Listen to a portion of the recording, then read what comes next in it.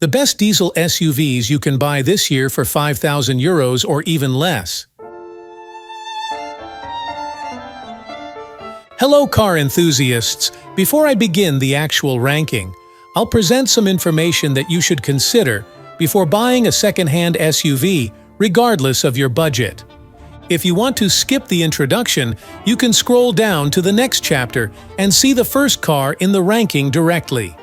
First of all, most SUVs in this budget, or even double this budget in recent years, have not been properly maintained. This is mainly due to the fact that SUV owners fall into two categories. Some bought them for what they were originally made for, namely off-roading. Not necessarily extreme off-roading, but anyway for rough mountain roads where high ground clearance and 4x4 traction are necessary. In the long run, this not only affects the joints, but most of the car components that have repeatedly received shocks, and consequently, their lifespan has been consumed faster or will be consumed in the near future. The second category was those who wanted an SUV, especially for status, and used it predominantly in the city. For short distances, the engine is all clogged up, and most likely the next buyer will buy a car that, although it currently runs decently, is on the verge of death.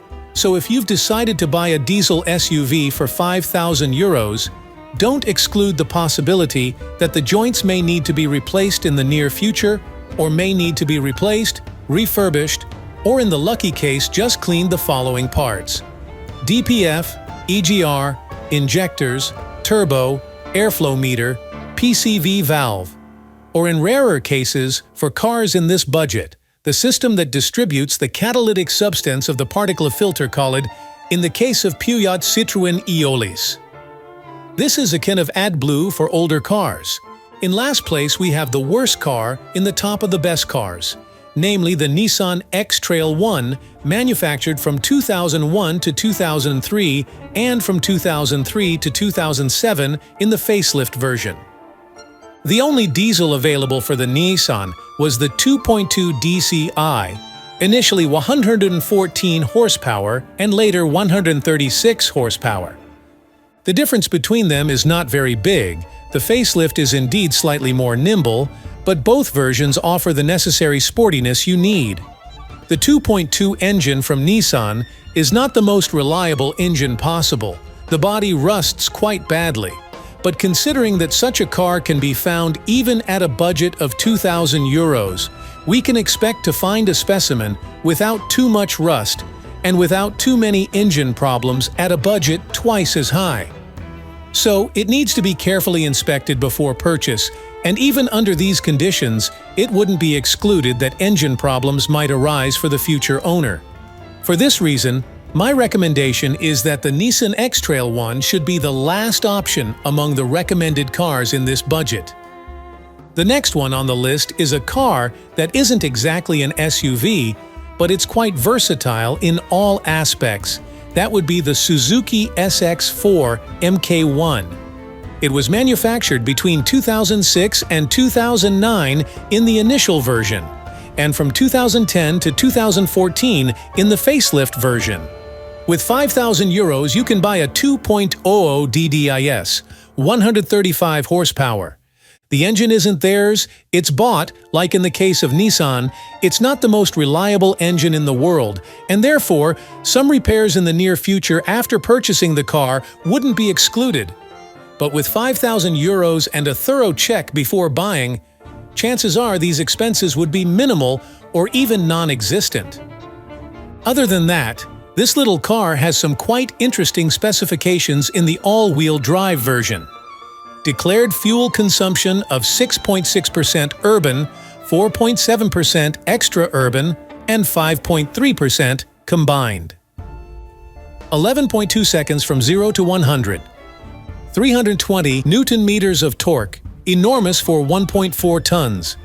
And a ground clearance high enough for light off-roading on a rough road with potholes. A better alternative to the diesel engine is the petrol one, which I described in more detail in the SUVs with petrol engines ranking. Link in the description. The same car is also sold by Fiat, from which it took the engine, under the name Sedici. One of the few French cars worth 5,000 euros is the Nissan Qashqai 1. It was manufactured from 2007 to 2010 and from 2010 to 2014 in the facelift version. There is also the Qashqai Plus 2 version with 7 seats. They used 1.5 DCI engines, famous for their reliability. The same engines were later used on Duster and 2.0 DCI engines with 150 horsepower. Other than that, low fuel consumption, surprisingly sporty for a car that wasn't made to be sporty at all, even in the 1.5 version. And high ground clearance. Again, don't expect to get a Qashqai made by Renault, which no longer has anything Japanese in it, change its consumables, and go another 200,000 kilometers. Surely some money will need to be invested, most likely in the electrical part, but if you find one with minimal electronics, so not very equipped, yes, it's worth buying. And this is true for most French cars. The simpler, the better. The next 3 cars on the list were made in collaboration, which is quite good because history has proven that when multiple manufacturers come together and make roughly the same car, it turns out well. The first 2 are the Peugeot 4007 and Citroën C-Crosser. Nothing unusual so far because these 2 brands have made many cars together belonging to the same group. The interesting part is that the third car in collaboration is the Mitsubishi Outlander 2. The Outlander 2 was manufactured between 2005 and 2009 in the non-facelift version, and the most popular engine was the 2.0L with 140 horsepower. Peugeot 4007 and C-Crosser were manufactured between 2007 and 2012 and had only 2.2 diesel engines with 156 horsepower. Many versions had 7 seats, and those that came with 5 seats had a quite spacious trunk for an SUV. The electronics weren't the most long-lasting in the world, but if we think that the later models, despite their novelty, had even more problems. By comparison, the old models seem quite good. About the next car on the list, I have a few dedicated videos, in which I detailed even the best and worst engines from small to large, but I'll make a brief summary here as well. It's about the BMW X3 E83, the first generation of BMW, with engines from 2.0L and 150 horsepower to 3 liters, with 6 inline cylinders, having 218 horsepower. Both were very reliable, especially the 3-liter one made after the old and good recipe, while the 2-liter had lower fuel consumption and taxes. If you've decided to buy an X3, my advice is to buy the non-facelift version, the one that had the M47 engine code, a motor built after the old recipe, not the most efficient and performant in the world, but certainly reliable. In fact, between 2006 and 2007, this engine was also used on the facelift version. The next car on the list, coming from a brand with many controversial models in terms of design, is the Hyundai Santa Fe. But if we exclude the irregular shape of the headlights and taillights, we get a reliable, spacious, and enjoyable car to drive. The first generation of Santa Fe was manufactured between 2000 and 2006, and within our budget, it fits both the 2.0 CRDI engine with 113 horsepower and the 140 horsepower one. Quite rare for us. This variant is much more common on Tucson or Sportage. It has low power, low torque. The car is by no means sporty, requiring 15 seconds just to reach from 0 to 100. But it is a reliable 4x4 in any conditions, both off-road and on the street. Otherwise, the declared fuel consumption is 9.5 in the city, 6.5 extra urban, 7.6 combined, requiring occasional consumables and superficial repairs. With a little luck, however, within this budget, you have a chance to find the second variant of the Hyundai Santa Fe, which only came with a 2.2-liter engine, equally reliable and even a little more spacious than the first variant. But be careful if you find such an example, because the real price is from 6,000 to 8,000 EUR. and one that costs $5,000 probably has something to hide. The next car, a surprisingly good SUV off-road considering its specifications. A 2.0 HDI engine, 109 horsepower. Mentioned in all advertisements as being from Mazda, but in reality from PSA, which is very good because these engines have been incredibly durable. 250 Newton-meters of torque. Declared fuel consumption of 8%. For those who haven't realized which car it is, the Suzuki Grand Vitara, manufactured between 1997 and 2005. I personally know many such cars prepared by amateurs for off-road, abused daily through forests, and yet the cars heroically endure. The later model, manufactured from 2005, with a 1.9 DDS engine, did not have even half the reliability of its older sibling. But if you decide to get one, be careful, as you might end up with one of the examples I occasionally see abused, which has lost 99% of its legendary reliability in the woods. It's clear that whoever had such a car also took it on hills, but still be careful not to have gone only on hills. These cars are sold for $2,000 and $3,000 EUR. Therefore, with $5,000 EUR, you should expect to find a specimen from the last years of production, decently maintained and with not too turbulent a past. Also, with 5,000 EUR, you can find several examples of the later model with a 1.9 engine, but as I said, I wouldn't necessarily bet on their reliability even if they were maintained. A car that has recently entered this top and has recently started to depreciate quite a lot is the Mazda CX-7. The only diesel engine was a 2.2 with a relatively high horsepower, 173. The car does not drive in any way like one with 173 horsepower. You can feel that these horses have been squeezed out of a relatively small engine for a relatively heavy car. It wasn't the most reliable engine in the world, having a similar situation to Nissan, but overall, it's a spacious and enjoyable car to drive. Declared fuel consumption is 9.1 in urban environments, 6.6 outside the city, and 7.5 in mixed conditions. Acceleration time from 0 to 100 km/h is 11.3 seconds. So, the weight of 1,800 kilograms and the large 235/55 R19 wheels make their mark.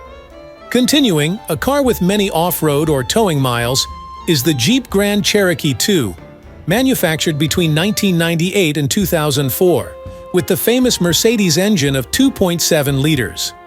Stay away from the 3.1-liter engine with 140 horsepower on the same Jeep because it was a reliability failure. I described it in more detail in the worst cars ranking. The 2.7-liter, on the other hand, although smaller, has a higher power, 163 horsepower, and infinitely greater reliability. Moreover, the Jeep brand is somewhat the first brand that comes to mind when we think of off-road vehicles, which are often generically called Jeeps, even though in reality they are Mercedes, BMW, Toyota, etc. The 2.7-liter engine is one of the most reliable turbo diesel engines ever made, following a simple and efficient recipe. However, no one sells such a Jeep for 5,000 euros in impeccable condition. But because the parts are a bit cheaper, and mechanics are no longer avoiding them as they once did, I recommend the Jeep for those who want a genuine off-road vehicle, spacious, good for towing, and decent at the same time on public roads. With 5,000 euros and even less, you can also find the next version of the Jeep, also with a Mercedes engine, but a 3-liter V6. It wasn't a bad car, but it was much more complicated, and despite being newer, you might find it with more problems than the previous model. The first-generation Mercedes ML, produced between 1998 and 2005, has several aspects to consider. The version with the 2.3-liter engine consumes an enormous amount of fuel. The 2.7-liter engine is considered one of the best turbo diesel engines in the world, preferred by transporters throughout Europe and even beyond.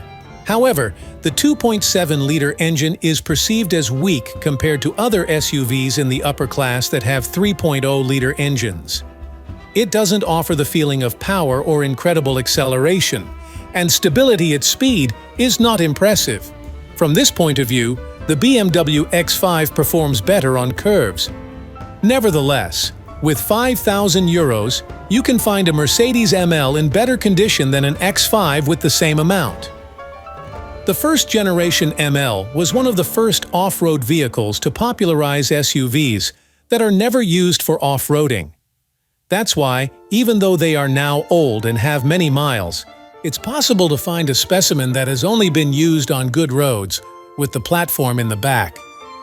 The next car on the list is quite popular, making you look wealthy even if it doesn't necessarily come from a luxury brand. And in the collective mind, it's still worth tens of thousands of euros. I'm talking about the VW Touareg 1R5, Generation 7L, manufactured between 2002 and 2006, equipped with a 2.5 TDI engine. The power is quite high compared to SUVs of that time, with engines of 2.5 or even more, namely 174 horsepower.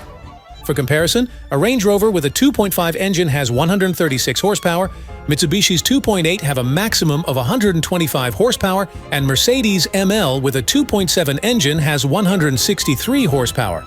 However, the engine, although manufactured according to a good old recipe, with VW having a very nice history with the 2.5 TDI engines mounted on T4 and LT, proved to be not quite reliable. After all, it was expected, as the engines famous for reliability had 102 and 109 horsepower, while the one on the Touareg had 174. It was clear that for those extra 70 horsepower, something had to give. Nevertheless, these cars are not exactly rare on the roads, so parts are easily available, accessible. Mechanics are no longer afraid to get involved, and for those who don't mind constantly investing money in the car, the Touareg represents a good choice that offers a bit of everything. The engine has 5 cylinders in a row. It's not a V6 like the 2.5 on the Passat, for example. And maybe I wouldn't have included the Touareg in this top if I hadn't personally seen a few Touaregs at €5,000 in decent condition. That is, they still had a few not-so-easy-to-repair problems, but important components such as the engine, gearbox, braking system, and steering were like new. Plus, it offers a better compromise than the previously mentioned Jeep between long-distance comfort, off-road performance, interior space, and towing capacity. We conclude the list of off-road vehicles with 2.5-liter engines, with one of the best and most reliable cars on the list, but with the dullest and most boring design, the Kia Sorento. The first generation was manufactured between 2002 and 2006, and the only available diesel engine was the 2.5-liter one, providing 140 horsepower. However, I must specify that even though the car was very well built initially, after 20 years, it's more important how it was maintained than how it was initially designed and built. Nevertheless, for those who aren't bothered by the insipid appearance and lack of sportiness and want a reliable and decent off-road vehicle in all aspects, the first-generation Sorento represents an acceptable choice. Parts are no longer as expensive as before, and mechanics no longer run away from them as before. However, there is still some reluctance on their part, but not as much as before. In third place, we have the Hyundai Tucson Kia Sportage, Tucson 1, 2004-2010, Sportage 2, 2004-2008. Both models offer engine options ranging from 2.0 gasoline and diesel to 2.7. The only diesel versions are the 2.0 CRDI, 140 horsepower, very powerful and agile. They really push you back into your seat. Additionally, they have high ground clearance, surpassing their competitors in this aspect. Very reliable and durable. Parts are easily available, not as hard to find as in the past. They are economical and inexpensive to maintain. They have all-wheel drive, 4x4 systems, but do not excel in off-road capabilities. The interior is very well crafted and attractive. In second place, we have a car that I personally have never seen in the mountains. And not because it couldn't handle it, but when it comes to off-road, it has many stronger competitors. The Honda CR-V2 with a 2.2-liter engine and a 140 horsepower, manufactured between 2002 and 2006. I can't understand how such a good car has depreciated so much, but most likely it's because of the engine over 2,000 cubic centimeters and the fact that Romanians are not very keen on the famous Honda reliability. Therefore, not being a sought-after car, owners lower the price more just to be able to sell it, even though the car itself has no problem. Otherwise, the engine is powerful, reliable, and economical. The manufacturer's mixed consumption is 8%, and with a small margin of error, it is also the real one.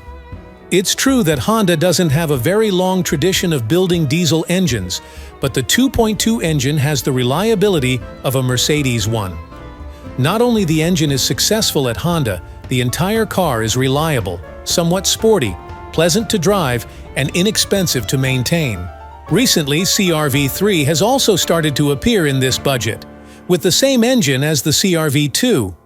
Again, they were very good cars, but with 5,000 euros, the probability of finding one that deserves the money is very low, but not non-existent.